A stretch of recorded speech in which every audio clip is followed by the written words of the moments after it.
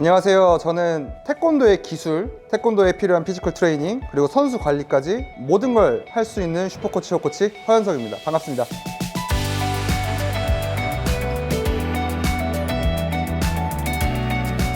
현재 저는 미르메에서 활동하고 있고, 그리고 또 다른 교육단체인 TAT에서 교육을 담당하고 있습니다. 저는 태권도학과를 졸업을 했고 석사까지 마쳤고 다시 물리치료학과를 입학해서 물리치료사로서의 활동을 하고 있습니다. 또한 현재 주 활동 무대는 미르메 팀에서 미르메에 있는 선수들에게 피지컬 트레이닝, 그 다음에 선수 관리 케어, 태권도 기술 외적인 모든 부분을 담당하고 있습니다.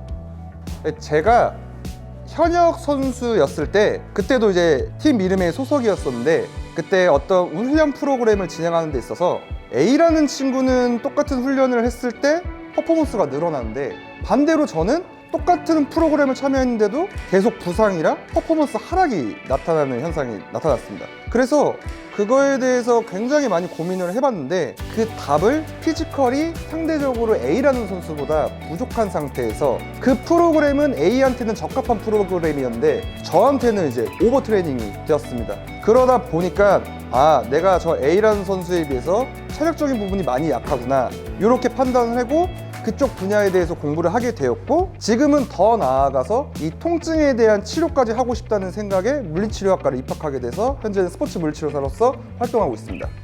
스포츠 물리치료사는 일반 물리치료사랑 다르게 앞에 스포츠라는 명칭이 붙어 있기 때문에 그 해당 종목의 다양한 경험과 선수 생활을 하는 걸 바탕으로 치료적인 지식까지 접목을 시켜서 선수들에게 제공해줘가지고 퍼포먼스 증진과 선수 관리를 제공해주는 직업이라고 생각합니다. 일단 코어부터 말씀드리겠습니다. 임상적으로 코어는 몸통을 둘러싸고 있는, 그러니까 위, 아래, 앞, 뒤, 이 네 가지의 근육을 코어 근육이라고 합니다. 근데 이 코어 근육이 왜 중요하냐면, 쉽게 설명드리면, 예를 들어서 제가 어떤 물건을 앞에 있는 사람에게 던져준다고 했을 때 우리 인체는 처음에 시각적인 정보를 받아들입니다. 그래서 시각적인 정보를 받아들이고 뇌에서 저 물체가 들어오는구나, 내가 잡아야지 라고 하면서 운동신경을 근육에게 보내줍니다. 이때 가장 첫 번째로 활성되는 근육이 코어 근육입니다. 즉, 코어 근육은 어떤 행위나 움직임을 진행을 할 때 가장 첫 번째로 활성화되는 근육이기 때문에, 이 근육이 활성화가 되지 않으면 다음 2차적인 근육인 사지의 움직임이 원활하게 되지 않습니다. 이거를 일반인들에게 적용했을 때에는 일상생활에서 만약에 코어가 약하다 이러면 다양하게 허리 통증, 무릎 통증, 어깨 통증으로 발생될 수 있지만, 스포츠 물리치료사적 관점으로 봤을 때는 오히려 선수들이 기술을 했을 때 퍼포먼스 하락, 착지의 불균형, 이런 부분들이 양상되기 때문에 저는 항상 해당 선수들에게 코어 귀에 딱지가 들을 만큼 제가 엄청 강조하고 훈련하고 모든 트레이닝의 기본이라고 생각합니다.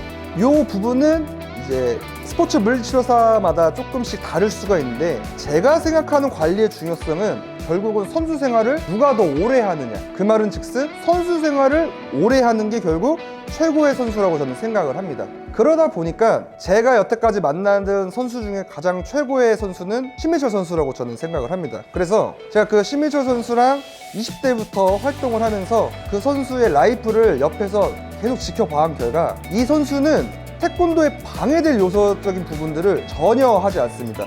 실례로 술, 담배, 그리고 운동에 방해되는 어떤 놀이, 이런 것들을 전혀 하지 않고, 또한 다음날 훈련에 지장되는 어떤 불안정적인 요소들을 다 제거한 상태에서 모든 라이프가 태권도에 초점을 맞춰줘서 활동하는 선수입니다. 그래서 이게 가만히 옆에서 지켜보면은, 일반적으로 우리가 신체가 20대 중반이 넘어가면은 호르몬적으로 퍼포먼스가 하락하게 되어 있습니다. 근데 신민철 선수는 지금 나이가 30대 중반이 넘어갔는데도 퍼포먼스 하락은 커녕 오히려 어떤 부분에서는 또 증진된 모습이 많이 보여줍니다.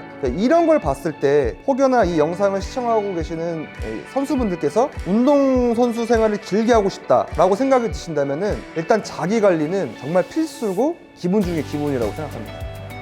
가장 좋은 거는 비싼 돈을 내고 도수 치료를 받거나 아니면은 안마를 받거나 요런 부분들이 사실 좋습니다. 선수 몸을 케어하는 데 있어서. 근데 가장 가성비, 그러니까 가장 저렴하면서도 가장 시간과 장소의 제약을 받지 않고 관리할 수 있는 방법은 저는 이 친구라고 생각합니다.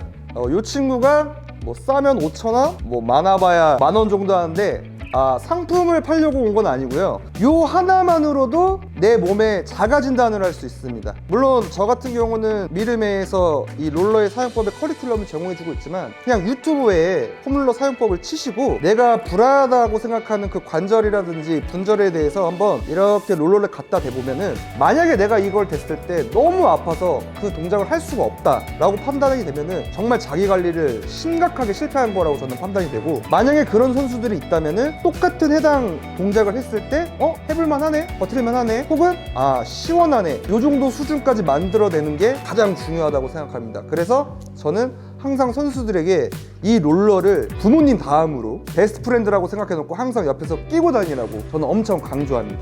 사실 예체능, 특히 체육 쪽은 노력을 하는 범위보다 재능의 벽이 더 두껍다고 저는 개인적으로 생각합니다. 근데 여기서 가장 재밌는 거는 제가 현역 시절 때부터 활동을 해서 지금까지 봤을 때 정말 수많은 재능 있는 사람들이 우후죽순 나타났지만 지금 돌이켜보면은 그 재능 있는 선수들은 지금 싹 사라졌습니다. 그러면 이거의 가장 근본적인 원인이 뭐냐라고 한다면, 지금 당장 재능으로 인해서 뭐 이 친구가 2바퀴를 돌든 3바퀴를 돌든 이게 중요한 게 아니라 그 기술을 얼마만큼 꾸준하게 유지할 수 있냐. 뭐 대표적인 예로 그냥 신민철 선수를 보면 될 것 같습니다. 그 선수는 20대부터 지금까지 가지고 있는 기술들을 쭉 이어갈 수 있기 때문에 결국 재능이란 벽은 존재하지만 그게 당장 선수 생활을 3년 만에 끊어진다고 한다면은 그건 재능이라고 말할 수 없죠. 다시 말해서 제가 생각하는 재능은 그 해당 기술들을 얼마만큼 쭉 가지고 유지하느냐, 이게 더 재능의 벽보다 크다고 저는 개인적으로 생각합니다.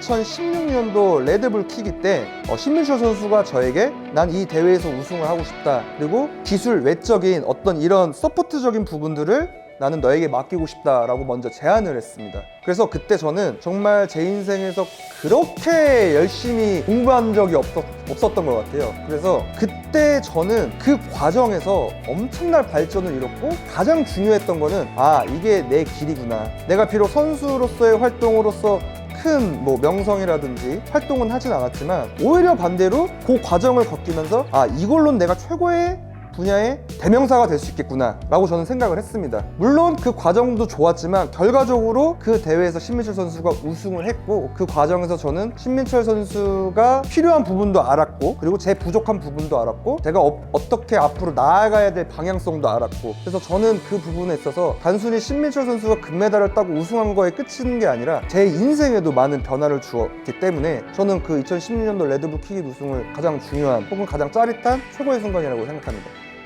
일단 저는 현역 선수 시절 때를 돌이켜보면은 노력은 하고 싶지 않은데 효율은 내고 싶고, 이런 굉장히 어리석은 생각을 가졌기 때문에 오히려 선수 생활을 하는 데 있어서 악영향을 미쳤다고 저는 개인적으로 생각을 합니다. 근데 그 근본적인 원인은 뭐냐면 결국은 선수로서의 가장 큰 기쁨은 우승이라고 저는 생각을 합니다. 근데 결국은 우승을 하지 못하고 계속 부상으로 다치고 이러다 보니까 운동에도 재미없고 효율성도 떨어지고, 그런 시절을 저는 겪었는데, 반대로 서포터적인 측면은 선수 생활과 다르게 내가 노력한 만큼 결과값이 나옵니다. 그러다 보니까 효율성이 좋다 보니까 이게 너무너무 재밌고, 내가 공부한 만큼 접목시키니까 선수들이 좋아지네, 효율성이 높아지네, 선수가 우승을 하네. 근데 그 선수가 코치님 때문에 이러이러한 부분에 있어서 저는 도움을 받았고, 그럼으로 인해서 저는 우승했습니다. 이 멘트도 나에겐 너무 와닿네. 즉, 요 두 가지를 선택했을 때 저는 선수로서의 아쉬움은 1도 없고, 반대로 서포터적인 측면으로 봤을 때는 이런 제 감정들이 오히려 저에게는 더 행복하고 재미있기 때문에 저는 선수로서의 감정은 없고 오히려 이게 더 좋다고 생각합니다. 일단 가장 제 인생에서 힘들었던 부분은 저랑 이쪽 길을 활동하시는 분들도 마찬가지겠지만, 부상이라는 이 용어 혹은 통증이라는 용어에 엄청난 강박관념을 가지고 있습니다. 이게 무슨 말이냐고 하면은, 어떤 지도자와 상의를 해서 프로그램을 만들 때 저 프로그램을 선수들에게 적용하면은 다칠 텐데, 혹은 통증이 있을 텐데, 이런 생각으로 현장을 바라보게 되면은 그 선수는 할 수 있는 프로그램이 없습니다. 그러다 보니 해당 프로그램을 짜는 지도자랑 계속 마찰이 있었고, 저 또한 그랬습니다. 근데 이거를 저는 공부를 좀 더 하면서 깨달은 게 뭐였냐면은 어차피 저희 태권도의 움직임은 일반적인 움직임이 아닙니다. 그 말은 즉슨 일반적이지 않기 때문에 부상과 통증의 위험이 계속 노출될 수밖에 없습니다. 그래서 저는 이거에 대한 부분을 인정을 하고 어떤 프로그램에 있어서 이 선수가 100% 다칠 확률을 나로 하여금 50%로 만들자, 혹은 이 선수가 수술까지 갈 수 있을 만큼의 어떤 부상 위험도가 있으면 나로 하여금 자기 관리만으로도 가져갈 수 있게끔 만들자, 이런 생각을 가지고 현장을 바라보게 되니까 오히려 현장에 있는 지도자들과 커뮤니케이션을 더 이뤘고 오히려 선수들에게도 더 인정을 받게 되고, 그래서 저는 일단은 이런 통증에 대한 강박관념, 부상을 가지면 안 돼, 나로 인해서 다치면 안 돼, 일단 이런 부분들을 경험해보고 극복했습니다. 그러니까 간략하게 말씀드리면 두 가지입니다. 이쪽 분야는 굉장히 과학적이고 체계적이기 때문에 공부를 등한시하게 되면은 저희들 흔한 속된 말로 선무당이라고 얘기를 하거든요. 그러니까 그 선무당이 되지 않으려면은 공부를 정말 열심히 해야 되는 거고, 두 번째는 저희가 일반 물리치료사가 아니라 스포츠 물리치료사 혹은 피지컬 트레이너이기 때문에 현장 경험을 다양하게 경험해 봐야 됩니다. 한 선수를 A라는 프로그램을 한다고 해서 그 A가 B, C, D 선수에게 다 통용되는 게 아니라 A 선수에 필요한 프로그램을 제공해주고 또 B는 B 선수에 맞는 프로그램을 적용해주고, 이런 식으로 폭넓게 그런 자기만의 방식을 가지고 체계화시켜서 제공해줘야 된다고 생각합니다. 저는 인터뷰할 때 100점이라고 얘기합니다. 근데 그 이유는 저에게 오는 선수들은 저를 믿고 저에게 몸을 맡기는 선수들입니다. 근데 그 상황 속에서 제가 저는 뭐 아직 부족합니다, 뭐 점수가 낮습니다, 이렇게 얘기해버리면은 그 선수 또한 저에게 몸을 맡기지 않고, 그렇게 되면 오히려 트레이닝적이거나 치료적인 부분에 효과가 떨어지기 때문에 저는 100점인데 한 200점까지 가려고 노력하고 있습니다. 저의 목표는 짧고 함축적으로 말씀드리겠습니다. 여러분의 선수 생명 저에게 맡기십시오. 감사합니다.